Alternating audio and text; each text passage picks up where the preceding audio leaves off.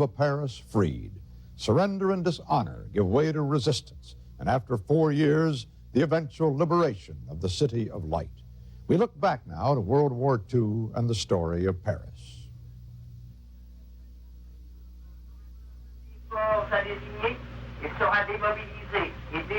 June 14th, 1940. Paris is on her knees. Her citizens gather in the streets to hear their German master's voice. How has it happened? On May 10th, after 8 months of the so-called phony war, the Germans had loosed Blitzkrieg, a new kind of mechanized warfare based on a book published by an unknown French officer named Charles de Gaulle. 2 months later, Paris has been declared an open city to spare it from the Blitz. Le gouvernement allemand déclare en outre solennellement et expressément qu'il ne formulera aucune revendication vis-à-vis de la flotte française lors de la conclusion de la paix.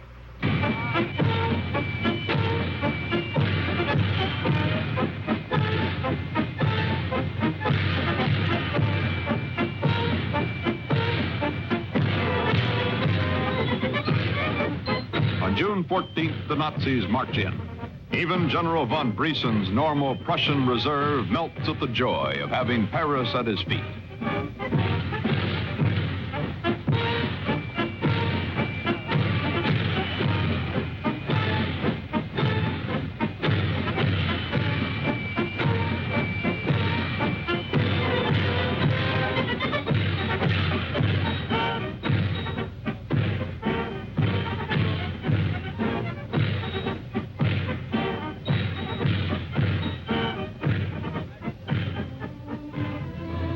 July 1940. Paris tries to get back to normal.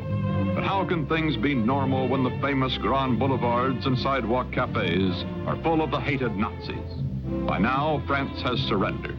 In her time of crisis, she had called Marshal Pétain, hero of World War I, now aged 84. Pétain's first act as premier had been to ask for an armistice. It had been signed on June 22nd. The French people are stunned. 2 million Frenchmen are prisoners of war. 2/3 of France, including Paris, is occupied. In Paris, shortages began to appear.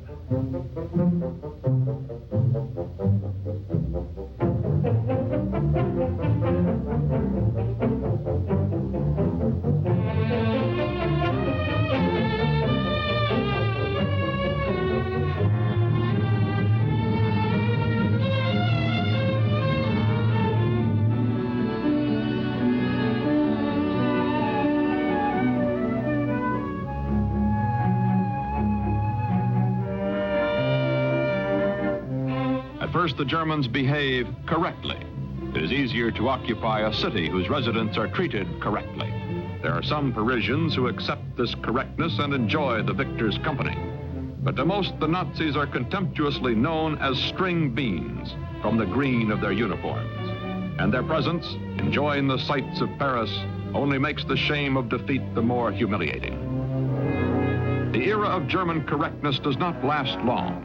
Food in France is still plentiful and pours into Paris's world-famed marketplace, Les Halles. Food in Germany is not plentiful. To the victors belong the food. They take it by the trainload.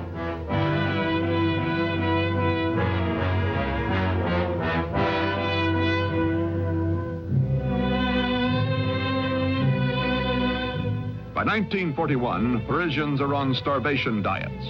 Rations provide less than half the calories needed for health. There is almost no milk. The Germans call for volunteers to work in Germany. If you don't volunteer, your family gets no ration cards. 600,000 French workers agree to go. In Paris, stations are jammed as families say au revoir. For many, there will be no reunion.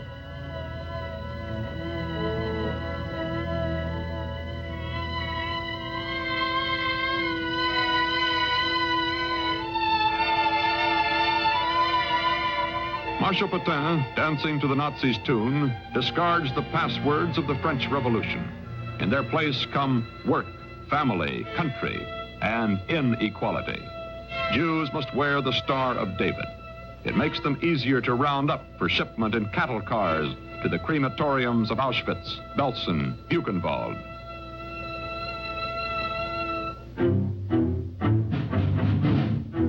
Oppression builds resistance. It starts slowly.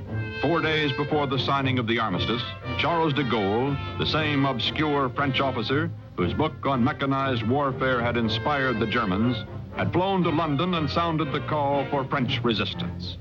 At first, most resistance groups merely published clandestine newspapers. By 1944, some will have a weekly circulation of over 50,000.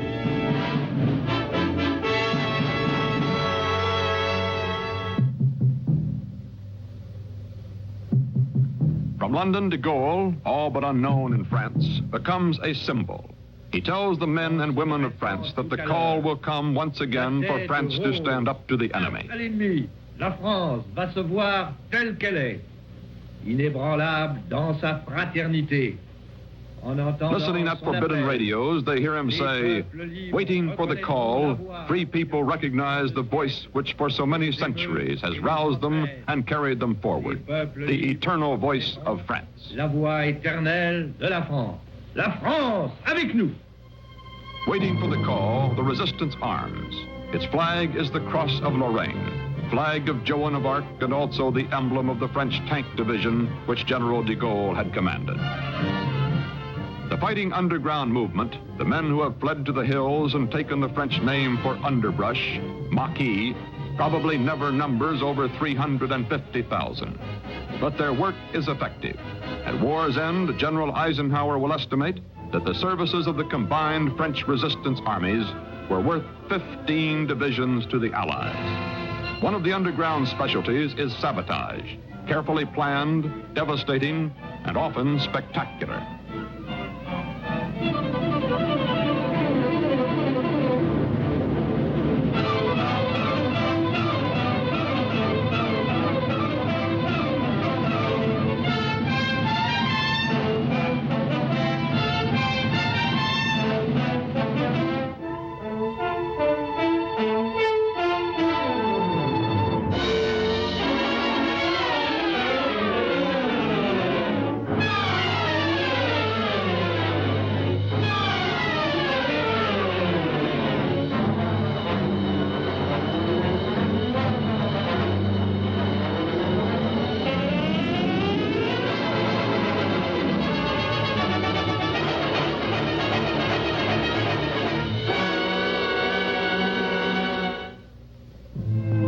Answer sabotage with death.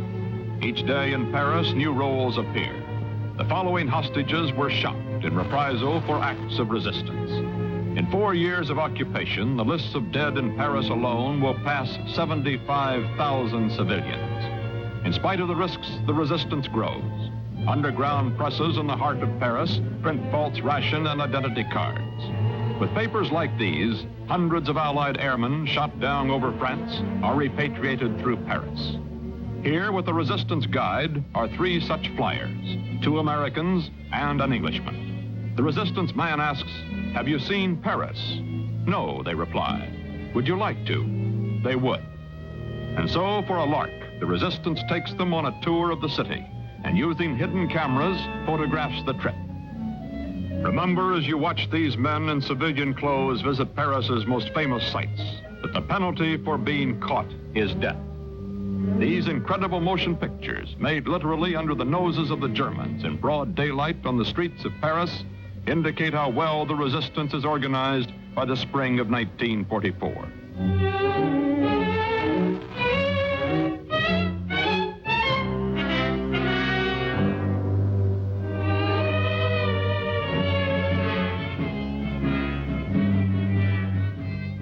The audacity of this trip through Paris is typical of the underground's mounting confidence.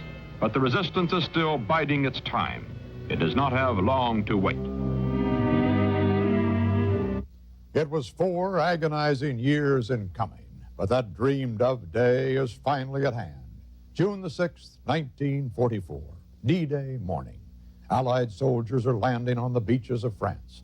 In Paris, behind closed doors, over forbidden radios, Parisians hear General Eisenhower announce the long-awaited news. Citizens of France, I am proud to have again under my command the gallant forces of France. Fighting beside their allies, they will play a worthy part in the liberation of their homeland. Because the initial landing has been made on the soil of your country, I repeat to you with even greater emphasis my message to the peoples of other occupied countries in Western Europe. Follow the instructions of your leaders. A premature uprising of all Frenchmen may prevent you from being of maximum help to your country in the critical hour. Be patient. Prepare.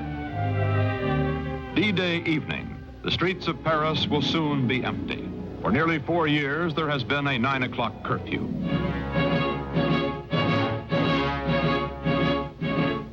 The German soldiers are uneasy now. Normandy's beaches are only 150 miles away. And General de Gaulle has sent his message to France: resistance shall continue, our great battle has begun. On August 17th, as the Allies drive toward Paris, German Commander von Haltitz, disobeying Hitler's order to demolish the city, begins pulling his troops out quietly. They retreat in trucks, trailers, tanks, any vehicles they can find. But the people of Paris will not let them retreat.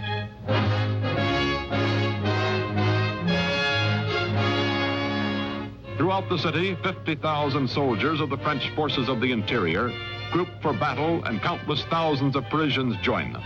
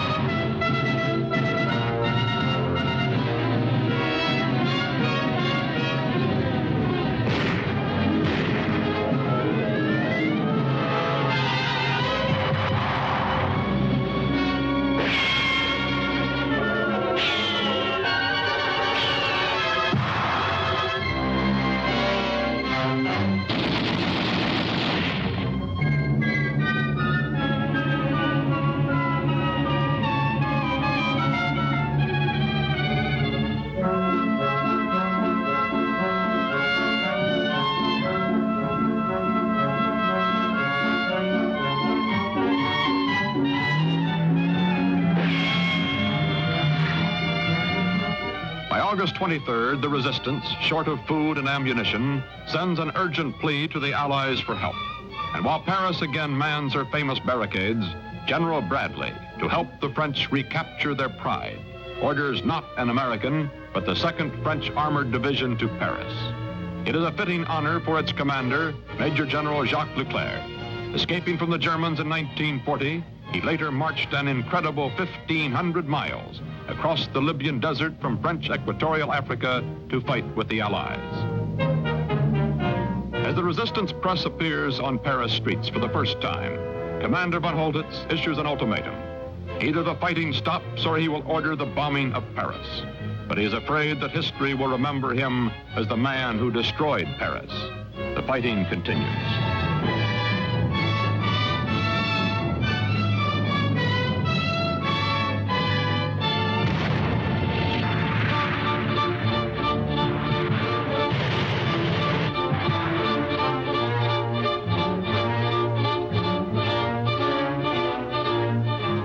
Leclerc's Armored Division, starting 125 miles from Paris, is meeting little German opposition.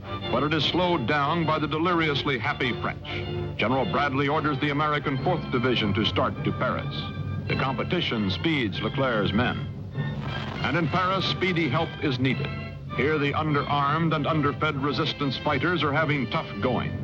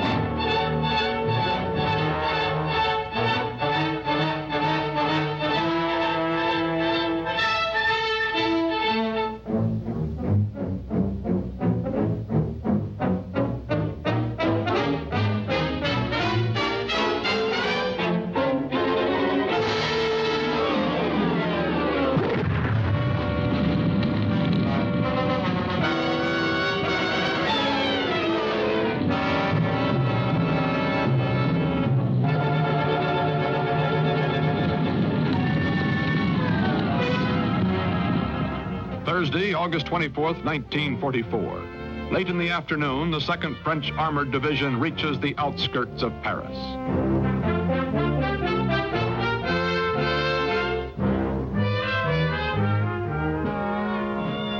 Underground fighters point out German strongholds to the French troops.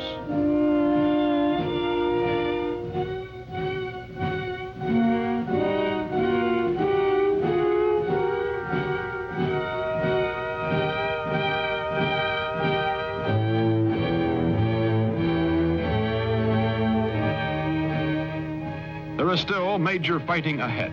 French soldiers in GI uniforms move in to help the resistance fighters. And the Germans fight back.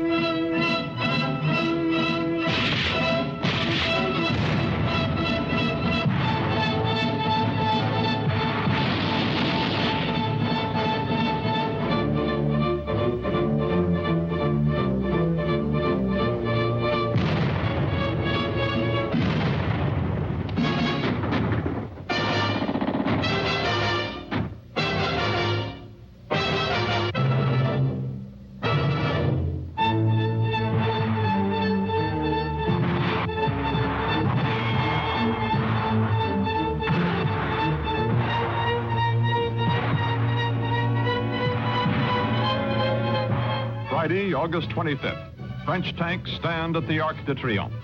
At 5 p.m., General von Holtitz formally surrenders the city to General Leclerc. The French start rounding up 10,000 German garrison troops.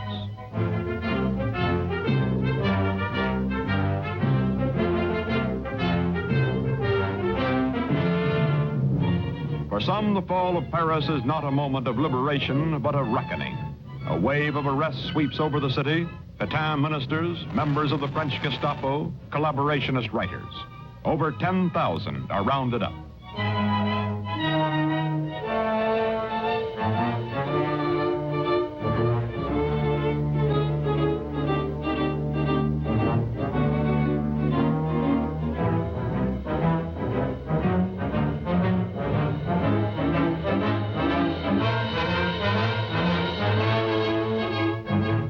Years before any French girl again wears a scarf. For scarves can hide shorn heads, the badge of shame meted out to women who have fraternized with the Germans. Paris is free.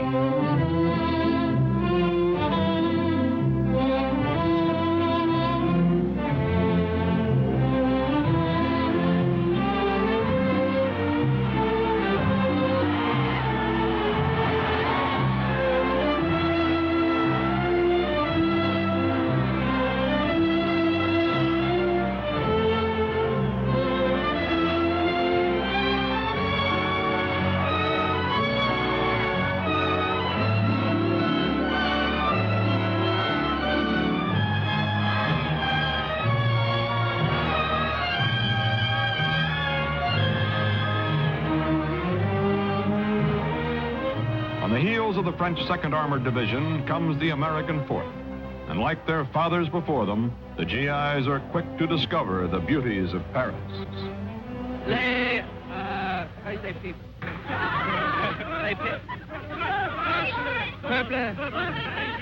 peuples de Paris est bon et joli.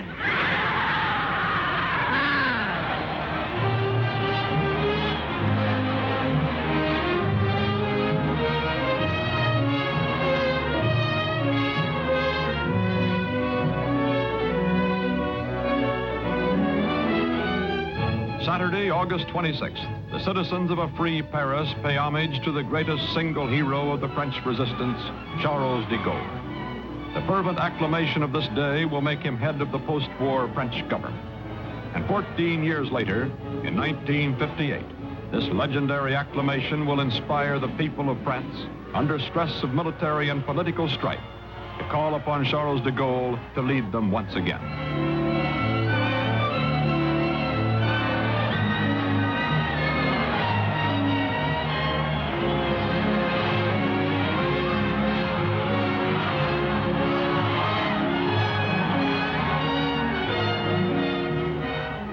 With the liberation of Paris, the shame of 1940 has been wiped out. The French have won back their self-respect and pride as a nation. At Paris City Hall, General de Gaulle describes this great moment. There is a moment in every life that is never surpassed. This is such a moment. Paris, violated, enslaved, martyred. Paris is free. Il y a là des minutes, nous le sentons tous, qui dépassent chacune de nos pauvres vies. Paris, Paris outragé, Paris brisé, Paris martyrisé, mais Paris libéré.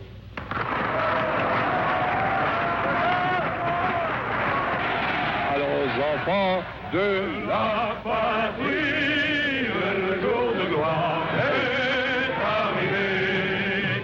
Contre nous de la tyrannie, l'État sanglant élevé, l'État sanglant élevé.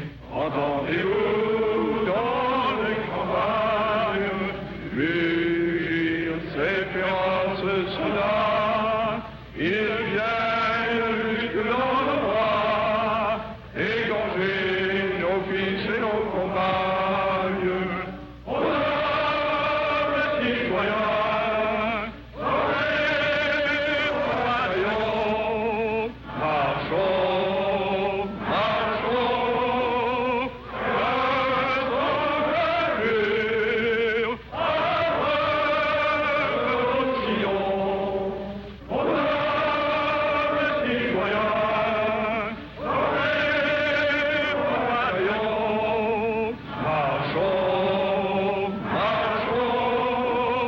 faisons gravure, heureux Sion. Paris is free, but much of Europe is still under Nazi control. The Allies formulate a plan to end the war in one bold, imaginative stroke. Codenamed Operation Market Garden, it calls for the biggest airborne operation in military history. It's ingenious, but fraught with problems. It ends in a tragic but gallant defeat. We look back now at the story of an airdrop at Arnhem. Summer 1944. Victorious Allied armies race across France on a broad front, but supplies cannot keep up. In one day, the American First uses 650,000 gallons of gasoline. Logistics will do what the Nazis cannot, grind to a halt the triumphant Allied advance. Now, British Field Marshal Montgomery brings Supreme Commander Eisenhower a daring plan. A narrow front instead of a broad front. A single knife stab into Holland, bridging the Rhine, outflanking the Siegfried Line, seizing the Ruhr, the road to Berlin, and lightning victory. The key, an airborne carpet. The American 101st and 82nd dropping at Eindhoven and Nijmegen, the British 1st at Arnhem. British ground forces will roll along this carpet across 5 rivers, including the Rhine. Supplies are the problem. Montgomery wants Patton stopped in the south, the supplies to go to him. But Eisenhower says the American public would never stand for it. Patton-Montgomery is a clash between two strong personalities. Patton does not stop. Montgomery wins the promise of ample supplies. Eisenhower approves Market Garden. At 24 air bases in Britain, Market, the vast and delicate airborne half, is prepared. 34,000 men, 1,500 planes, 478 gliders, but not enough. The British and a Polish brigade will have to be carried in 3 lifts on 3 successive days, a damaging shortcoming. Plans for troop dispositions and supplies also have worried American generals. Maxwell Taylor of the 101st, James Gavin of the 82nd. The British 1st is under Major General R.E. Urquhart. He remembers that day. We were all extremely clear what we had to do, and we were in terrific form as regards our ability to carry out that task, because as we knew it at that time, the opposition was not going to be very great, and we thought we really shouldn't have much difficulty. Our difficulty possibly would be to get there at all in face of the enemy of air opposition. Not air, but ground opposition is to be the fateful problem. Outside of Arnhem, remnants of two SS Panzer divisions, the Freundsberg and the Hohenstaufen, arrive unexpectedly for rest and refitting. The commander is Field Marshal Walter Model, the Führer's fireman, a tough, resourceful tactician. Thus, chance set the stage for a possible Allied disaster. Airborne troops would be no match for heavy tanks. What about Allied intelligence? Didn't they know the whereabouts of those Panzer divisions? Well, back in 1962, while looking into this question, we spoke with Henry Knapp, the intelligence chief of the Dutch underground at Arnhem. We understand that the Dutch underground advised against this airborne operation. As a matter of fact, Mr. Montgomery didn't ask our advice. But the British were informed, and they got the information by our radio, because some days after the landing, one of the British officers told me that they got the information of the Panzerdivision Hohenstaufen, but he didn't believe it. He said, we heard so many fairy tales of patriotic informers, and we thought it will not be true. Britain, September 17th, 1944, 10:15 a.m. The planes and gliders will split into two routes, northern and southern. Otherwise, the column will string so long, enemy fighters will be able to get up in time to attack the rear, or be so wide that flak can hardly miss. It is a day this reporter cannot forget. As a United Press war correspondent, he was in one of those gliders and would drop into Eindhoven with the American 101st.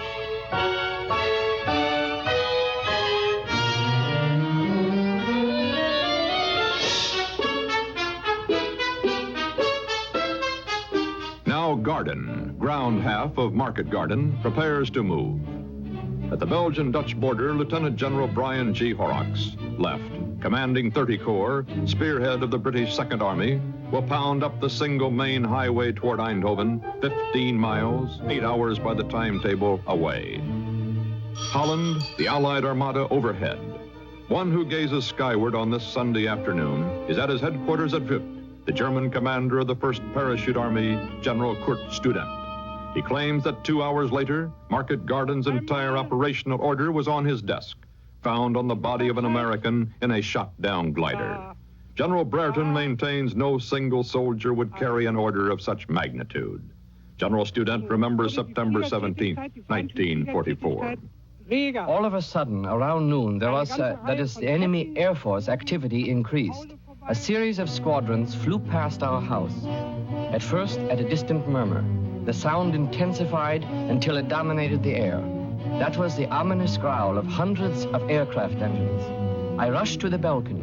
Wherever I looked, the sky was thick with troop carrier aircraft, camouflaged, green and dirty brown, flying in rigid formation. Gliders were towed behind many of the transports, thundering only a few hundred feet above the house. The formation seemed endless.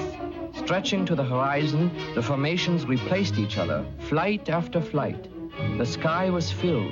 It was the greatest armada that I had ever seen. I said to my aide, if only I had ever had such an airborne force at my command.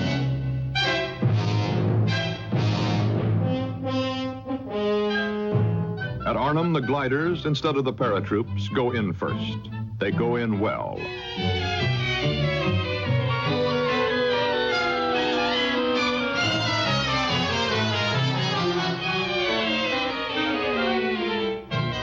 Only a few fail to make it, but among them those carrying most of the armored jeeps. The jeeps will be sorely missed in the days ahead.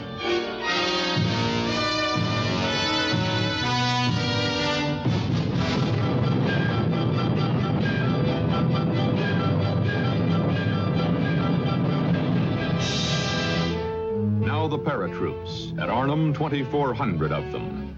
We had an extremely good fly-in. In fact, our drop was 100%. It couldn't have been better. Everyone came down more or less in the right place, and we couldn't have had a better start. It was a lovely day, and we started off on the right foot. The landing areas are 5 to 8 miles from the objective, Arnhem's main bridge. The 1st Parachute Brigade is to take it. Only its 2nd Battalion gets there. 500 men, J.D. Frost commanding. Well, my task was to take the 3 bridges leading across the Rhine at Arnhem on that first afternoon. And we got, after a certain amount of skirmishing and meeting a few Germans on the way from the dropping zone to the bridges, we actually got onto the railway bridge when it was blown by the enemy in our faces. We then got held up for quite a time by the German screen, which had very rapidly been interposed between our advance into Arnhem and ourselves. After a certain amount of fighting, we then got through and then onto the main bridge. We had a little bit of a battle there with a few chaps, and we were able to occupy the main bridge without further trouble. Well, it was then a question of taking up the best possible positions that we could on the north end of the bridge, because as long as we held the north end, we could prevent the enemy from using it, prevent them from blowing it up if they wanted to, and we could give every assistance to leading elements of 30 Corps as they came up from the south. At Arnhem and nearby Oosterbeek are 6,000 German troops, 60 tanks, assault guns. The Dutch underground reports. On the first day of that landing, on that Sunday, the 17th, I had at my telephone, it was an underground line that PTT had arranged for, the Dutch telephone company had arranged for, a British officer in headquarters in Oosterbeek. And I said to him, on this moment, I look out of my window and I see a Tiger tank of the Panzerdivision Hohenstaufen rolling in the direction of Oosterbeek, where your headquarters are. And then he said, no, that's impossible. Our informations say that there aren't any heavy tanks in the neighborhood. Beg pardon, sir, I said. I apologize. On this very moment, I see one big Tiger tank coming into the park of the house in which I'm speaking to you by telephone. And then he was convinced, but on that moment, they were all down, and there was nothing to do, nothing to help. September 18th, the second day. Frost and his 500, cut off, isolated, under fearful pounding, hold the north, the town end of the bridge, preventing the Germans from crossing.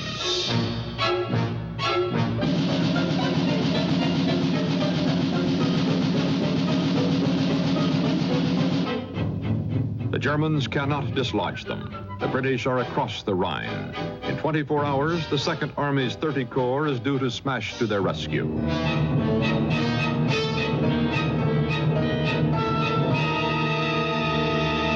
To the south, 30 Corps reaches Eindhoven and the American 101st. It is 20.5 hours behind schedule. The single choked highway is a defender's dream.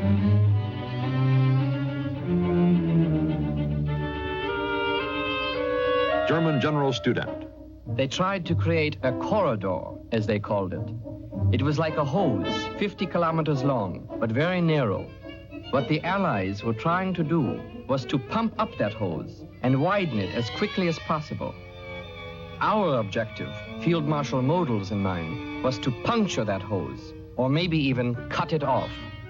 At Zone, 30 Corps is stopped by a blown bridge. Sappers will rebuild it in 12 hours. But Arnhem is 45 desperate miles away. Also late, the second British lift to Arnhem, due at 10 a.m., it arrives at 3 p.m., delayed by bad weather in England. The Germans are forewarned. An SS reserve moves in, but most of the British land safely.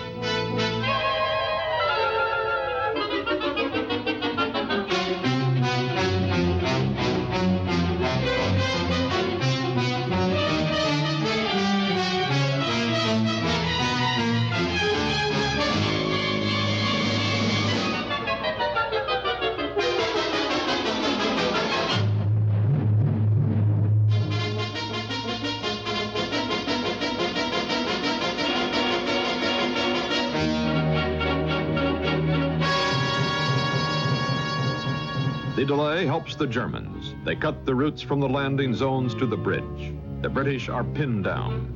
Communications have been fouled from the start. At one time, the military has to use the BBC correspondence link to handle traffic with London. Even the Dutch underground is involved. Mr. Knapp, when did you first believe that the cause of the airborne operation was lost? I was sure on Monday, the 18th, because the English headquarters of Urquhart found to me as leader of the intelligence if he had a radio connection with London. Asking you if you had communication Yes, with London. Because they had a wrong code with them. The wrong code? Code, yes, C-O-D-E. Oh. And therefore they couldn't, they hadn't any connection with London, and if we could ask over our transmitter, underground transmitter, of course, a little thing, if we could ask for air protection for a certain part of Oosterbeek for their troops operating in the area. And you felt that if they needed your help at that point, they must be in a bad state themselves. If they need our little civilians, amateurs as we are, if they need us, while we were waiting 5 years for them, something must be wrong. At the bridge and in Arnhem, Colonel Frost knows how wrong things are going. They were trying to get from one house to another, possibly mouse-holing their way through, and the whole action took place at very close quarters. I mean, we would be in one house and the Germans would be in the next house. We'd be in one garden and the Germans would be in the next. We could see their officers very often at a window across the street. The biggest problem we faced was lack of ammunition in this very close quarter fighting. It gets used up extremely quickly. And also, of course, our anti-tank ammunition went. And that meant that these large German tanks could approach extremely closely, actually put the muzzles of their guns into the windows, and then pooped off. Very hard to hold a house when that happened.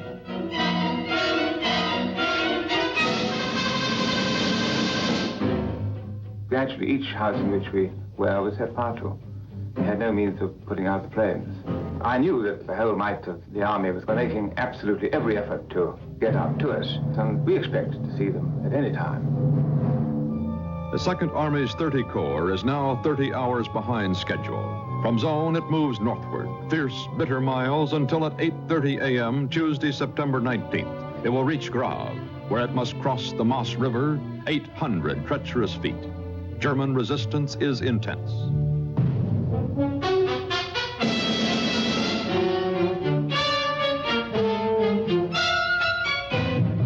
The British are still short of the hard-pressed 82nd at Nijmegen, and far short, 20 miles, of the lone airborne battalion clinging to the bridge at Arnhem.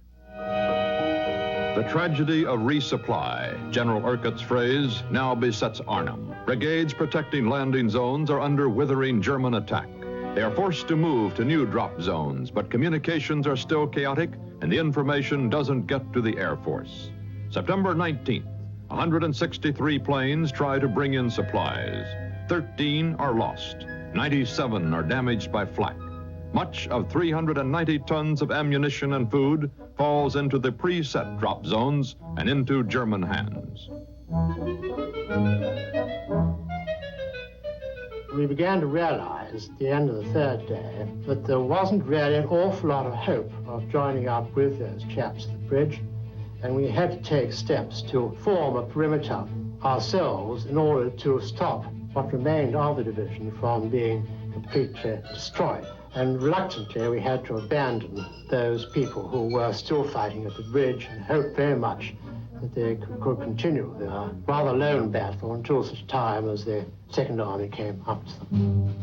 By September 20th, the fourth day, Urquhart has his headquarters established at the Hotel Hartenstein in nearby Oosterbeek.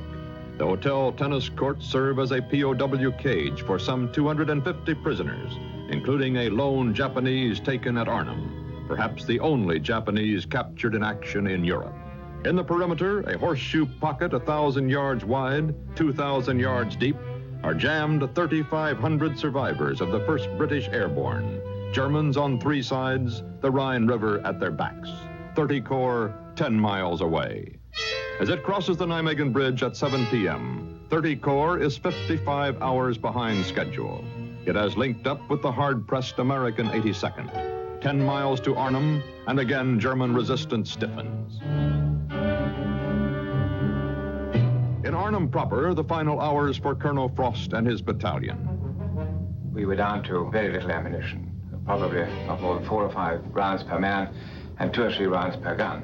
I did hear from my General Urquhart, that he was extremely sorry, but every possible effort had been made to get through to the bridge, and this had now failed, and that I would hang on for as long as possible in my present position, in the hope that the relief would come from 30 Corps from the other side of the river. 30 Corps approaching Arnhem is stopped again. Its lead Irish Guards tanks are knocked out, blocking the narrow single road. Dawn, September 21st, Arnhem.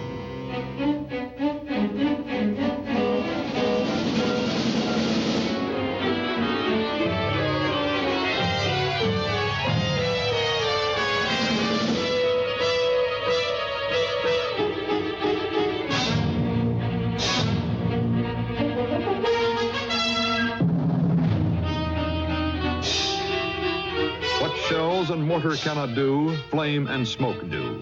The Germans literally burned Frost and his men into surrender. They were to have held for less than 48 hours. They have held for 3 days and 4 nights. Of 500 men, 65 are dead, 250, including Frost, wounded. Frost is among the captured. Other survivors will be hidden by Dutch patriots for months to come. The battle for the bridge at Arnhem is over.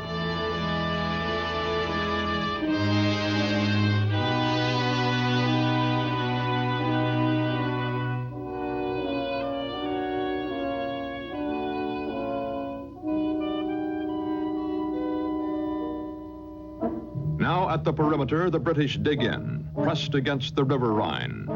The pocket receives the full fury of German arms. September 21st, 22nd, 23rd, 24th, September 25th.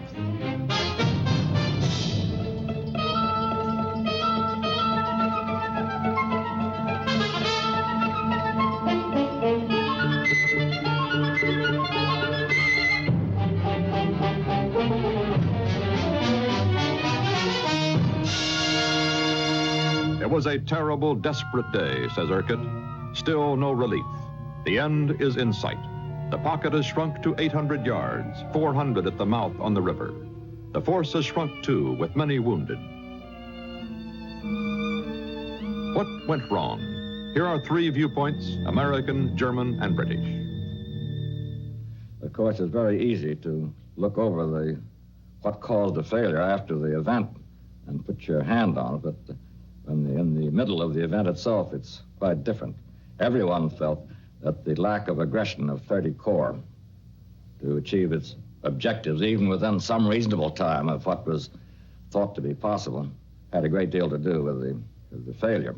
The airdrop was not sufficient, of course, to carry out a plan like this the way we would have liked. You always want more than you can get. In theory, of course, and I think this would be a principle in any airborne operations from now on, you must drop all your combat troops at one time. And you must drop them near the objective and not 6 or 8 miles away, as Urquhart did in the drops at Arnhem. His main landing areas were, I think, 6 miles to the west. And it just doesn't work. You got to take your losses and drop it on the target. Der schwerste Fehler, the greatest mistake was that they jumped too far away. I call it hedging along the horizon. That's what I said to my own parachutists. Just as General Gavin said, as he wrote in his book, I told them you must, under no circumstances, hedge along the horizon. You must, under all circumstances, you must get hold of the target in a hand-to-hand battle, even if that involves losses. These losses pay back handsomely later on. Arnhem was the proof. We never recovered from the fact that we had to land some 7 or 8 miles away from our objective. Now, that was a major factor in really determining the fate of that particular operation. It was far too far. The second was that the lifts did not come in as we hoped on time, because of weather and for other reasons. The third one was, I think another major one, was that the Second Army didn't manage to get up to us in the time which was originally hoped for. We thought we would be joined within 2 days or 3 days at the very most. But in fact, as things turned out, we eventually stayed ourselves north of the river for some 9 days. There is still a final chapter. Urquhart and his men do not surrender. The night of the 25th, faces blackened, boots muffled, they secretly evacuate through the 400-yard river gap under the German guns. 2,300 of the 10,000 men who fought at Arnhem. It is one of the miracles of the war, and it is the end of the frustration, the tragedy, and the heroism that was Arnhem. The fortunes of war are fickle indeed. Barely 6 months after the debacle at Arnhem, fates dealt a much kinder hand to the Allies at a spot on the Rhine River named Remagen. It was an unbelievable bit of good luck for the GIs. Before we consider that remarkable incident, though, let's go back to the Germany of early 1945 to see the situation there as the Allied armies pressed ever closer. In March 1945, Adolf Hitler's grandiose dreams of world conquest are over. Nazi officers relay his fanatical orders to the troops. Fight to the death for every inch of German soil. Desperate slogans by propaganda minister Goebbels bombard the increasingly apathetic German people. We never surrender. Triumph or slavery. Victory or Siberia. The Reich der Führer had promised would last for 1,000 years is in its death throes. The war-stunned civilians are helped by the Volksopfer, or People's Sacrifice, a relief organization. But Germany now is short of everything: food, clothing, fuel, and hope. Blood dry of their finest manpower, the Nazis create a new militia, the Volkssturm, to defend the homeland. Every available man is put into it. No one is now too young, too old, or too sick to fight under the swastika. So many members of one Volkssturm outfit are ailing that the Allies call it the Ulcer Brigade.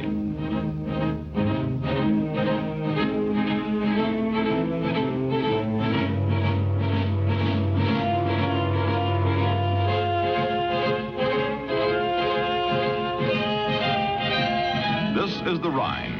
Beautiful, legend-haunted, and a vital waterway to Nazi war factories. Hitler orders it held at all costs.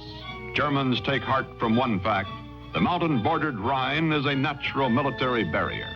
It hasn't been stormed by an invading army since Napoleon crossed in 1805.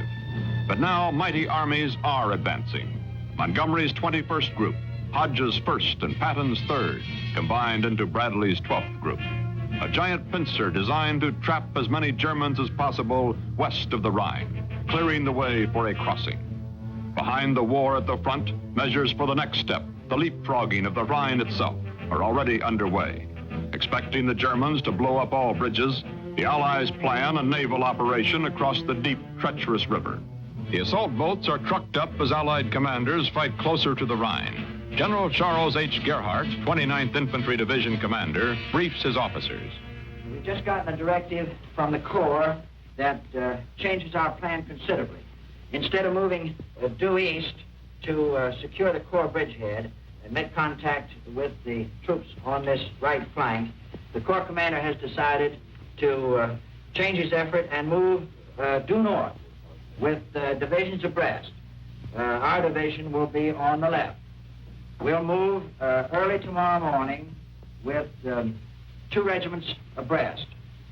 The first objectives will be the original Corps bridgehead in our zone.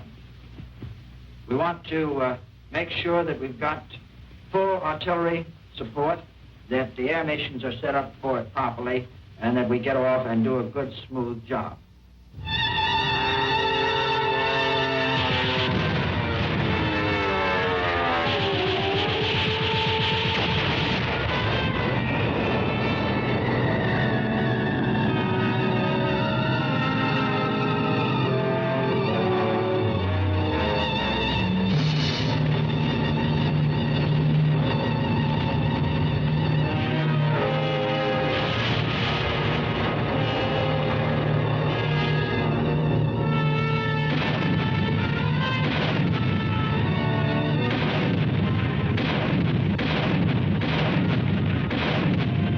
tanks and doughboys advance under a metal cover of artillery fire. In one day, the Allies hurl 500,000 shells against a single enemy division.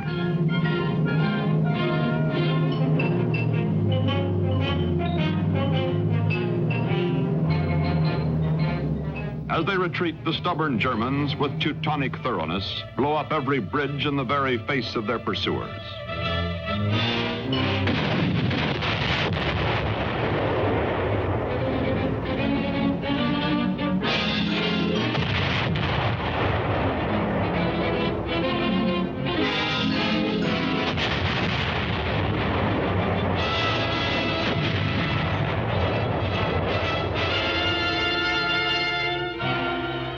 Convinced the Nazis will leave no bridge standing, the Allies order their own planes to bomb the bridges to cut off the retreating Germans.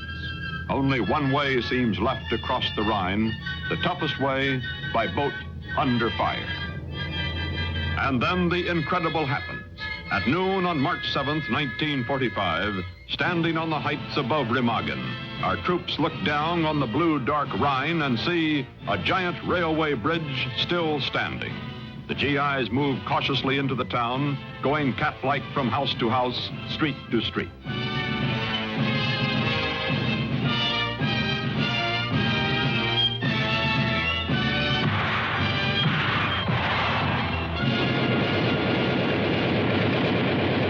It is 1 p.m. The half-hearted German militia and Volkssturm surrender in droves. The real prize, the bridge itself, is in sight now, but its capture seems hopeless. When will they blow it up?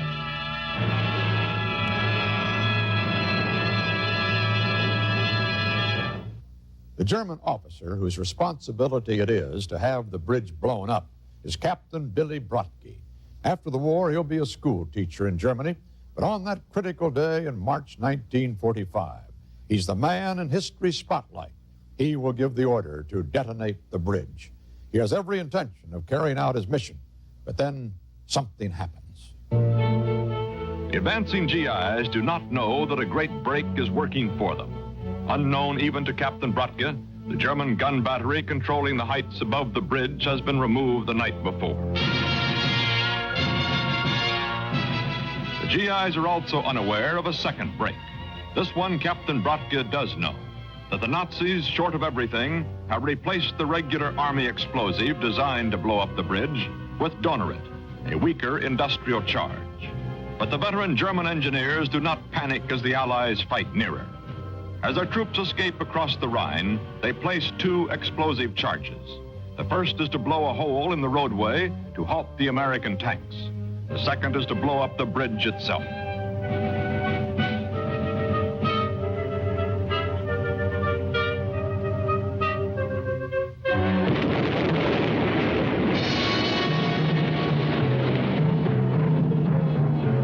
The first explosion blows a 30-foot crater in the roadway. The tanks halt. They open fire on the Germans across the river. Each moment seems a century. When will the bridge blow up?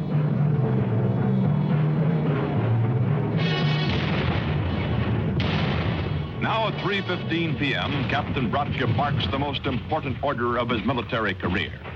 Blow up the bridge. Nothing happens. Again, he orders, blow up the bridge. Still, the bridge stands. An American tank shell has miraculously cut the cable leading to the explosive. Neither side knows this. It is 3:20 p.m. At 3:25, turning tanks of the U.S. 9th Armored Division are piling up on the west bank of the Rhine. The puzzled GIs do not know the German attempt to blow up the bridge has failed. They wait, tensely, wondering, when will the bridge go up? The frightened Germans now have only one hope left, an emergency demolition charge. A sergeant is sent out to light the fuse. He does. It is 3:30 p.m.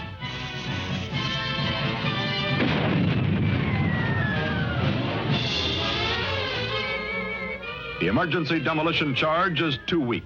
The bridge, shaken by the explosion, still stands. Fearing a German trap, the GIs take a long gamble, sprint across under fire. At each step, they feel a year older. This is a toll bridge, and the toll is death.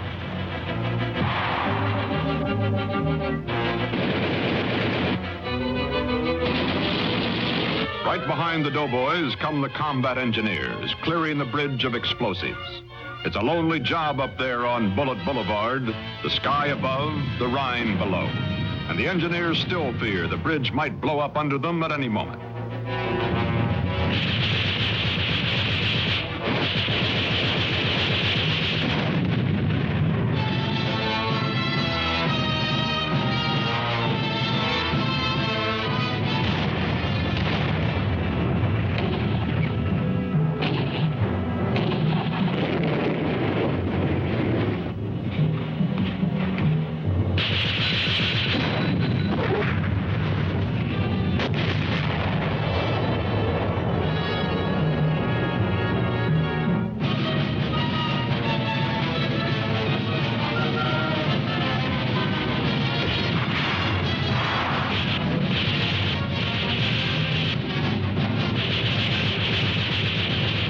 First GIs across the bridge run into bitter fighting.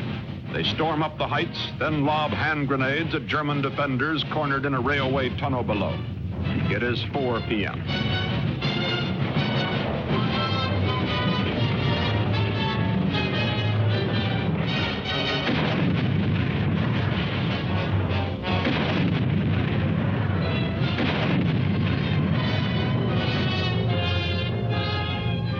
As the Americans lay down a smoke screen, the Germans trapped in the tunnel, including Bridge Commander Bratke, surrender. The smoke is to cover the movement of more men over the bridge. Only 120 foot soldiers have made the other side, and everyone knows the Germans will launch a quick counterattack to try to destroy the new bridgehead. The Germans always counterattack, and now they have to. The capture of the bridge has opened their whole homeland to peril. The bridge is badly damaged by shell fire and the emergency demolition.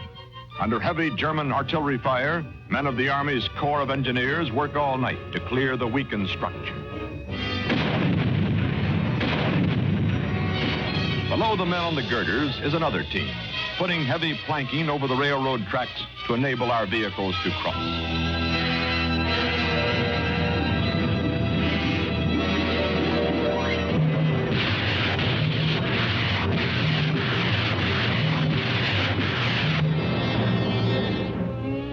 It is morning, and the bridge that was the pride of the Rhineland now is an enemy spear thrust at the heart of the fatherland. By the dawn's early light, hundreds of tanks, jeeps, and guns, thousands of soldiers, thunder across the trembling bridge through a gauntlet of shell fragments. 8,000 will cross in the first 24 hours.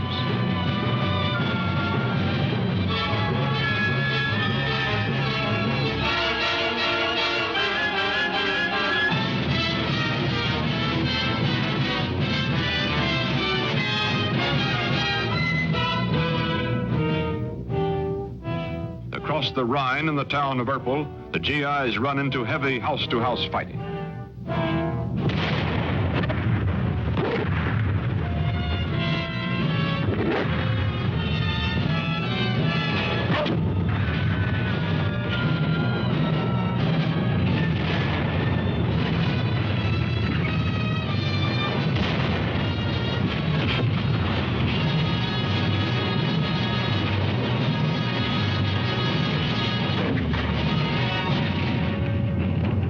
The faces of German prisoners mirror a nation's numb despair. Among them are 100 Nazi engineers captured while making a suicidal night attack against the bridge.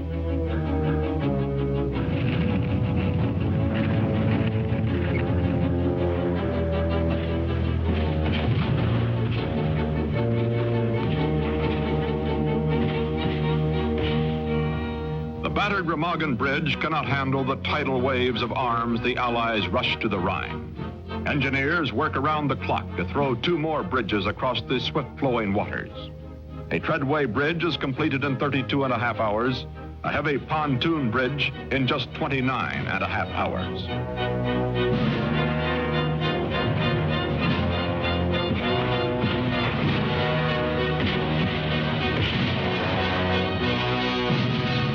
Big of German guns hidden in the far hills desperately bombard the main bridge and the two new ones. Feuer, Kommando! Große Ladung, Pato, ganze Batterie. Feuer, Kommando! 384 Krieg, wie viel ist 292? Feuerbereitschaft bilden! Erstes Feuerbereit! Gut! Gutes! Feuerbereit! Gut! Drittes Feuerbereit! Gut! Batterie, Feuerbereit! Batterie, Salve! Batterie! Salve!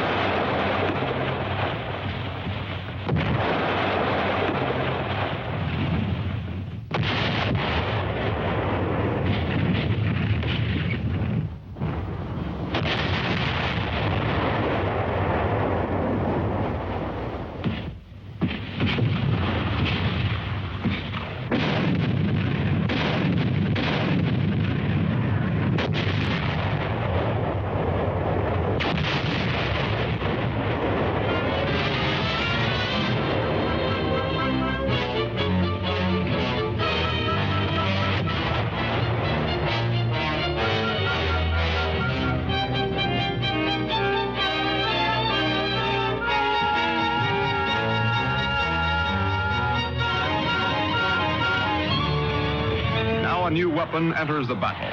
The Germans send up one of their first jet planes of World War II to knock down the bridge. Bewildered GIs stare up at the strange noise in the sky. The jet strikes at the bridge and misses.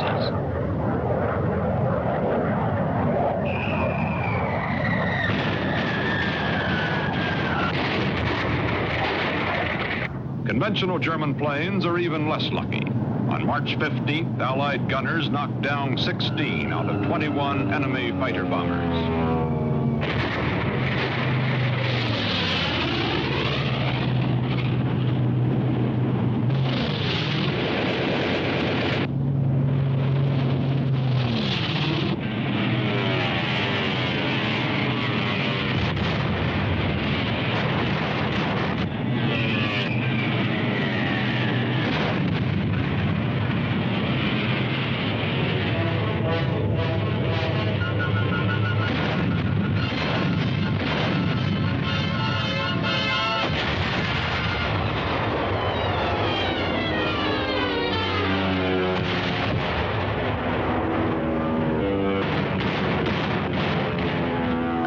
Luftwaffe loses its feathers, the German High Command turns to weapons that cannot be intercepted. Silent, deadly, high-flying V-2 rockets. 11 of the rockets crash and explode in the bridgehead area. Generally, all they cause are sore eardrums, some lost sleep, and considerable damage to German real estate.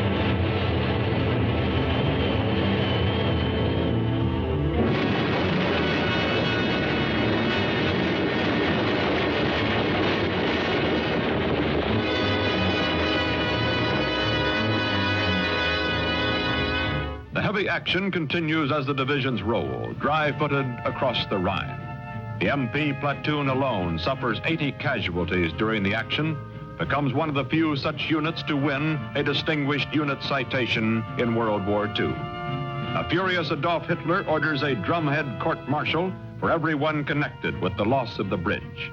All but one man are convicted and shot. Navy landing craft, which had figured to carry the brunt of a combat invasion, are used instead as troop ferries. Their slogan, join the Navy and see Germany.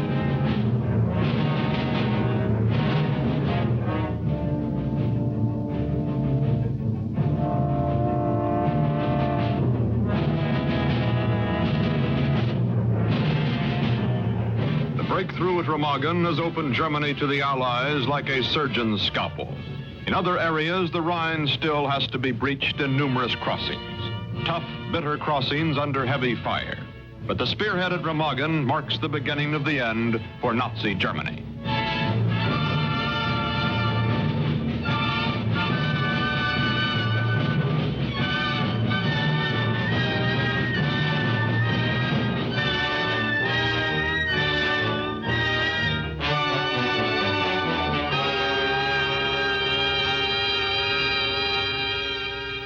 March 17th, 2:55 p.m.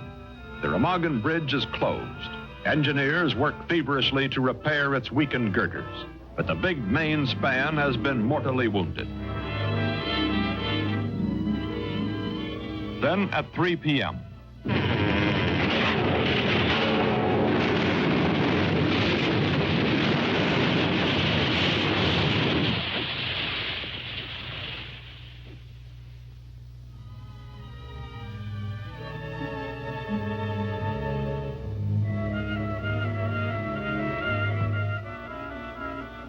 the bridge collapse comes without warning. The causes are many. The emergency demolition, enemy shell fire, concussion from aerial bombs and rockets, the weight of 50 tons of wooden planking, and finally the vibration from 11 days and nights of constant heavy military traffic. In its wreckage, 28 brave U.S. engineers die, 63 are injured.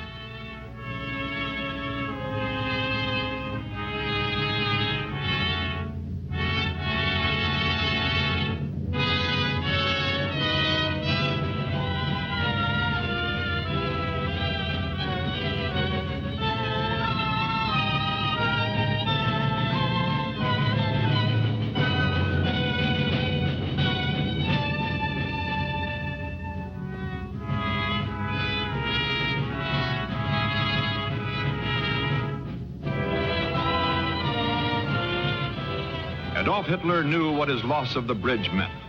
2 bridgeheads sealed the German fate, he said, one in Normandy, one at Remagen. Later, General Eisenhower said of the bridge capture, "For me, it always typified one thing, the dash, the ingenuity, the readiness at the first opportunity that characterizes the American soldier." The dash and ingenuity of the American soldier was most personified by one of the generals who led them, a unique and controversial personality in the history of modern warfare. They called him Old Blood and Guts and wrote books and made a movie about him. He was George S. Patton, and if any man ever has, he just may have been born to make war. We go back now and recreate the story of a legendary general and his army called Lucky.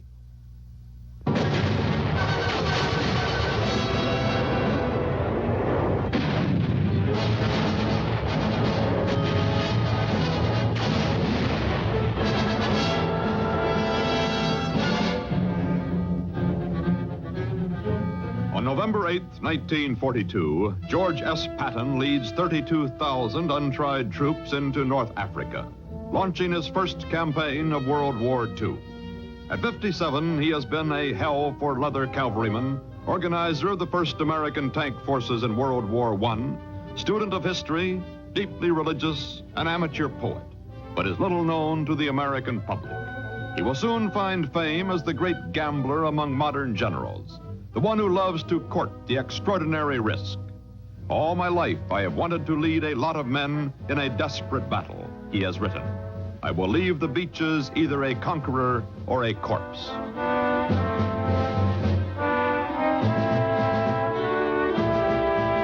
By spring 1943, most of North Africa is overrun.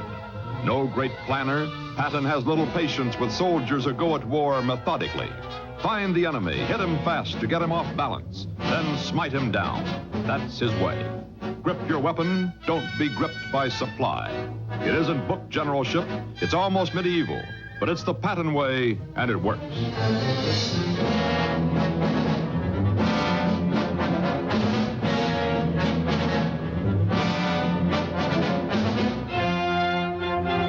July 1943, Sicily. Patton's first chance to command an army, the 7th. A flamboyant leader, his view is that a commander must communicate confidence and personal bravery. He must make the soldier feel he will be successful and make him want to kill.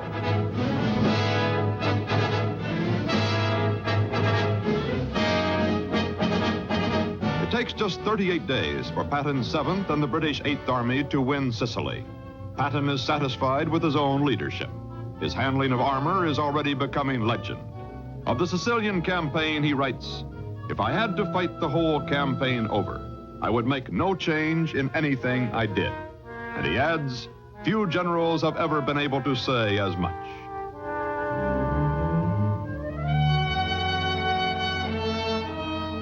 Between the two natural rivals, Patton and Britain's Montgomery, there is no love lost. Said Montgomery, there were always feelings between British and American troops. Patton's remarks from time to time did not help. Patton seems fated for controversy. An incident which mars his triumph in Sicily is described now by the chief historian, European Theater of Operations, General S.L.A. Marshall. Caught between the 20th century view of war as something dirty and his own 18th century view that war was man's most glorious adventure, Patton had a physical revulsion against men he believed to be cowardly. He believed mistakenly, but positively, that all men are born in the same mold and that when they break down, it is voluntary. He wrote, "The greatest weapon against the so-called battle fatigue is ridicule. Any man who says he has battle fatigue is avoiding danger." He demanded much of his men and usually got it. In Sicily, unsparing of himself, he also pushed his forces in a manner described by the higher command as almost ruthless. While touring field hospitals toward the end of the campaign, he twice came upon GIs who had been evacuated from the front for nervous disorders. He upbraided them for cowardice and struck one of them about the head, sending his helmet liner flying. General Eisenhower called his conduct reprehensible, but kept him in his post. The judgment was that Patton's service to the nation far outweighed his disservice to himself. However, Patton was made to apologize to the men he affronted, the hospitals he disturbed, and to the body of his army, division by division. What had moved Patton? Some who didn't know him very well blamed frayed nerves. He himself wrote, "One sometimes slaps a baby to bring it to." 5 months after the episode, the story was broken to a shocked America. Shortly after, Patton seemed to vanish from the world scene, and it began to look as if he had been shelved. But actually, Eisenhower had picked him for a key role in the invasion of Western Europe, and he was then in England preparing for it. His mission was to shape the new Third Army. His greatest instrument, the Army with the Sunday punch. In August 1944, this hammer hit the continent, joining the Normandy breakthrough. This was the right situation, his dish of tea. Patton has been given an army whose function is to roll right across Europe, mechanized like no other in the world. It is the Blitz Army, the army he names Lucky. The man who has said, "Battle is the most magnificent competition in which a human being can indulge," values personal glory and never feels doubt. The First Army has provided a gap at Avranches. Patton's Third Army is ready for breakthrough. The Lucky Third explodes upon the Brittany Peninsula in 3 directions. In 2 furious weeks, it drives the fleeing Germans west into the ports of Brest and Lorient, clears the Loire River, south to Angers, and pushes east through Le Mans. The Patton fast movement saves lives. Keep on advancing, he says, whether we go over, under, or through the enemy. The more Germans we kill, the fewer of our men will be killed. Under him, the Third goes faster, farther than any American army in history. The Germans, outwitted, outmaneuvered, surrender in the tens of thousands. In 7 weeks, 40,000 square miles are liberated. As Patton's army pushes ahead across central France, his orders to the supply people are, "You keep up with me. I'm moving."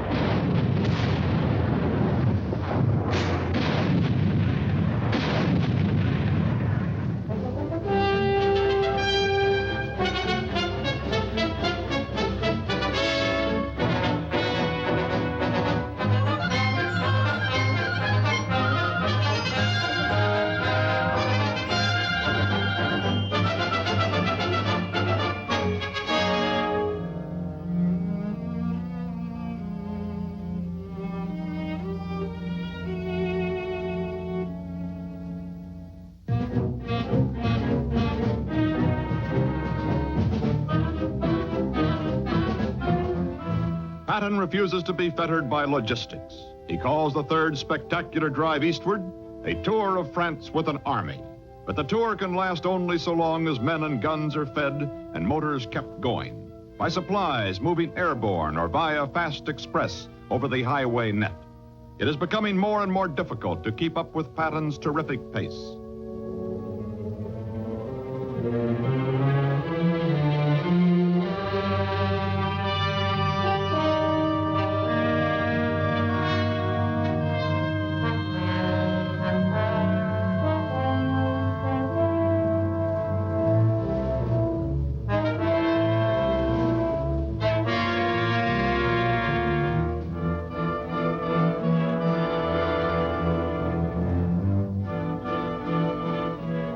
Supply begins to run short due to the distance it must travel, but Patton doesn't try to ration it. Instead, he tells his forward units to keep going until they run out of gas, then get out and walk if necessary.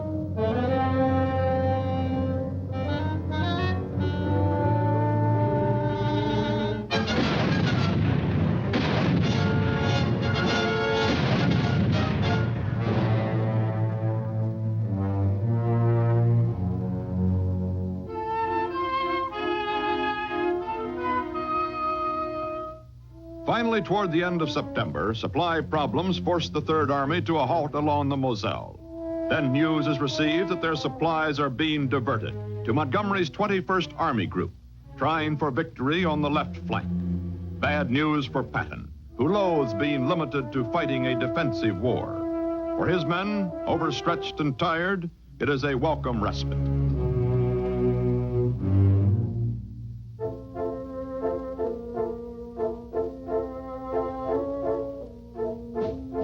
No respite from strict inspection, however, especially when visited by the high command.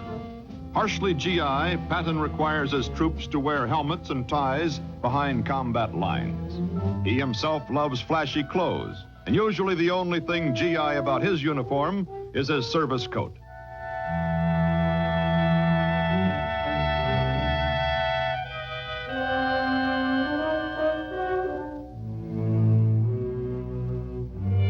Patton is anxious to get going again. He will later write, "In practically every case, I was under wraps from the high command. The wraps will soon come off." As supplies begin to arrive, a stalemate of almost 2 months ends. Time spent catching up with Patton has also given the Germans time to man the fortress of Metz. Patton's first task is to reduce this fortress, cross the lower Moselle, and advance upon the heavily defended Saar Basin. The great tank general will now be able to prove his ability as an infantry commander. On November 8th, the new offensive begins.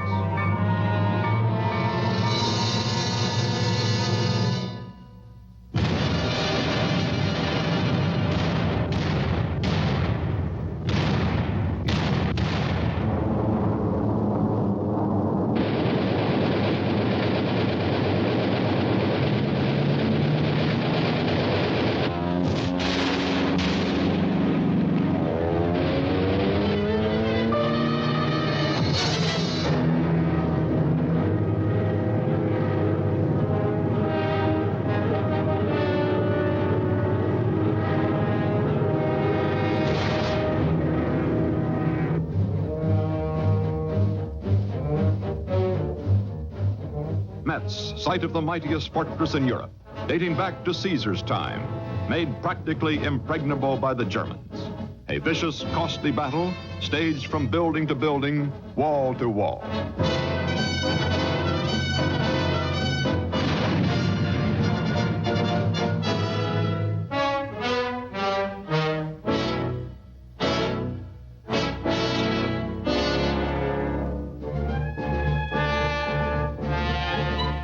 For the benefit of the Germans, who now compare him to John Dillinger and Al Capone, Patton says he will take the fortress if it costs every man.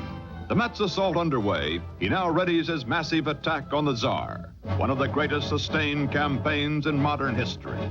It will be made during the worst European weather on record. It will be a slow, costly, grueling test of skill, courage, and endurance. Patton himself describes it. When I think of that vicious fight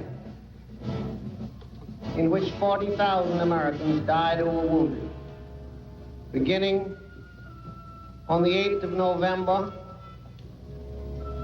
and terminating on the 19th of December. Mud rivers. We built 2,000 bridges. Your friends, your relatives, waded 20 rivers, 20 big rivers. Many of them didn't get across. Many of those who didn't get across have not been found. The rivers flow fast in that country. The Saar campaign is broken off by the surprise Battle of the Bulge. Patton's army must turn 90 degrees and attack 100 miles north to stem the German tide and relieve besieged Bastogne. It means desperate battle in the coldest winter in 20 years. From the 22nd of December until the end of February, fields of snow covered with dead men in awful positions. When a man is killed at 17 below, he freezes like that, and he freezes in nasty colors. I am being as horrible as I can. I am living up to my name, perhaps, but I don't enjoy it. On December 26th, Patton's army enters Bastogne, having accomplished the task called impossible. Hitler's last gamble is lost. Against tremendous odds, the Bulge is won. These are some of the men who won it. What is your name? Private Pat Brady, North Hollywood, California. I understand you have the Purple Heart. Can you tell us something? What happened? Well, sir, I was attached to a platoon of tanks, and we were to take a town. I happened to be in the lead tank, so here we go. Went on through that town, and our gunner had a slight case of trigger happiness, and, well, he just shot everything up. Boy, it was just going ta-ta-ta-ta-ta, boom, ta-ta-ta-ta-ta-ta, boom from one side of the house to the other. Boy, houses were flying everywhere. I thought, boy, this is a breeze. Boy, look at that stuff fly. We come up to this tank trap, or it wasn't a tank trap exactly, it was a roadblock. Went on through that, and boom, something hit that tank, and she caught on fire.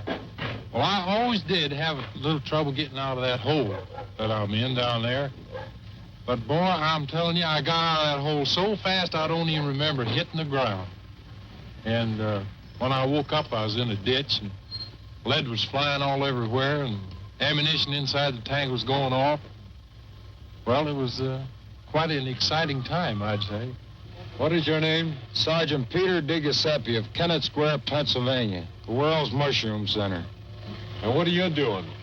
I am a tank commander. Well, now, how did you spot these 88s in direct fire? We were about 150 yards away, and it was a poor day, and it was hard to see anything.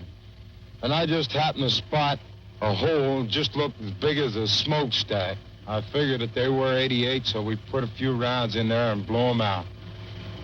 What do you think of the war so far? Well, sir, when you're in this war, there looks to be no end to it. Just don't look like there's any end at all. The Third Army rolls on, breaches the Siegfried Line, which Patton calls the famous monument to the stupidity of man. It is the end of February 1945. Now the warrior who accepts no pay and assigns his paycheck directly to the Army Relief Society plans perhaps his greatest campaign, the Palatinate. Just 6 weeks after smashing the German offensive in the Battle of the Bulge, with one mighty blow, his Third Army will break the back of German resistance in the West.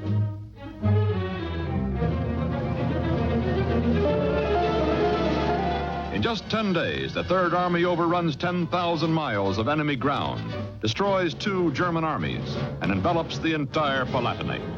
By March 22nd, the Tsar has been taken, the war west of the Rhine won.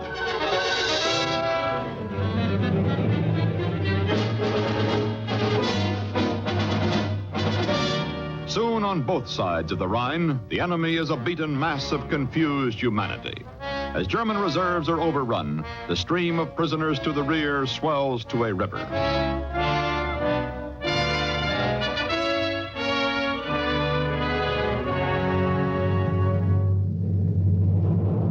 The liberation of concentration camps reveals the Nazi abomination to the world. Patton will order German officials here to see what horror the swastika has wrought. His soldiers are detoured here so that they too will not forget.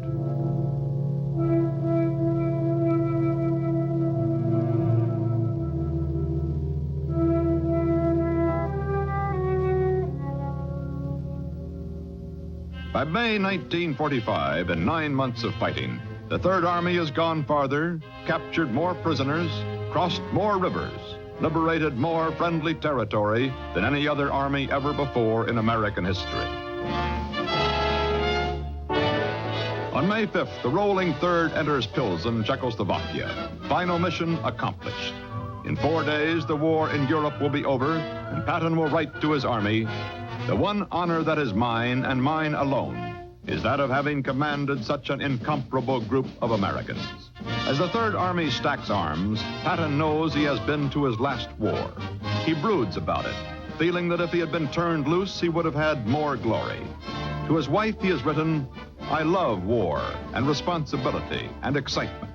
Peace is going to be hell on me." For the soldier called by the German High Command the most modern and most dangerous general on all fronts, the time for ceremony has come. Generals like Nikander Zagvachev have to be decorated. Later he will write, "I unquestionably drank the Russian commander under the table and walked off under my own steam." Patton believes all good soldiers desire glory and enjoys decorating his own men. At this point, I want to correct a grave illusion. You don't have to be dead to be a hero. People always talk about heroic dead. Well, damn it, there are a lot of heroic alive ones.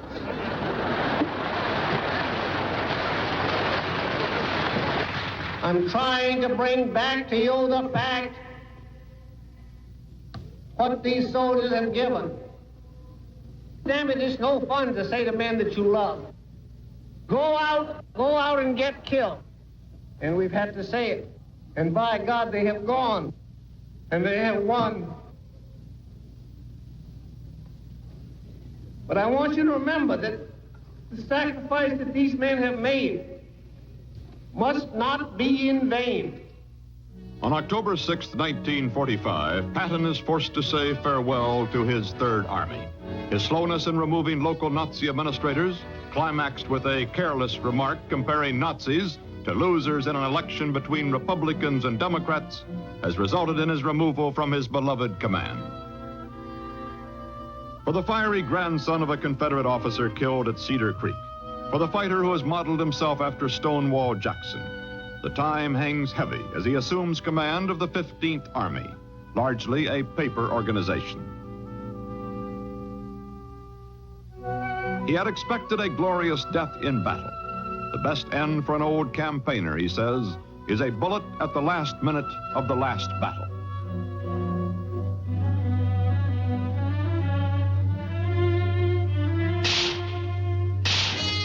In practice for the 1912 Olympics, he had broken the world's record for pistol shooting. Visiting Sweden late in November, he shoots once more against his old competitors in the games.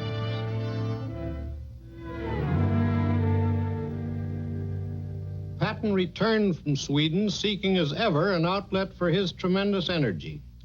Sunday morning, December 9, found Germany wrapped in impenetrable fog. But Patton had planned a day of pheasant shooting, and he had to have it. He was accompanied by his beloved old friend and chief of staff, General Hobart Gay. At a fog-bound intersection near Neckarstadt, Patton's speeding staff car smashed into an army truck. His head hit the back of the front seat, and he fell across the lap of his friend, Happy Gay. "Are you hurt?" asked Patton, and then he added, "I think I'm paralyzed. Work my fingers for me." He was rushed to a hospital. X-rays revealed a broken neck. For days he appeared to stage a miraculous recovery, and then complications set in. And 4 days before Christmas, the end came. His last words, whispered to his wife Beatrice, were, "It's too dark. I mean too late." On a pine-clad bluff near Ham, Luxembourg, General Patton was laid to rest among his own soldiers. His grave is on the high ground, and he abides with his troops. A general who loved war, a bridge at Remagen, an airdrop at Arnhem, the liberation of Paris. These are but a few of the chapters in the enormous saga of the last time that the world was at war. There are many other stories to be told, and we'll endeavor to do so on this CBS video library of World War.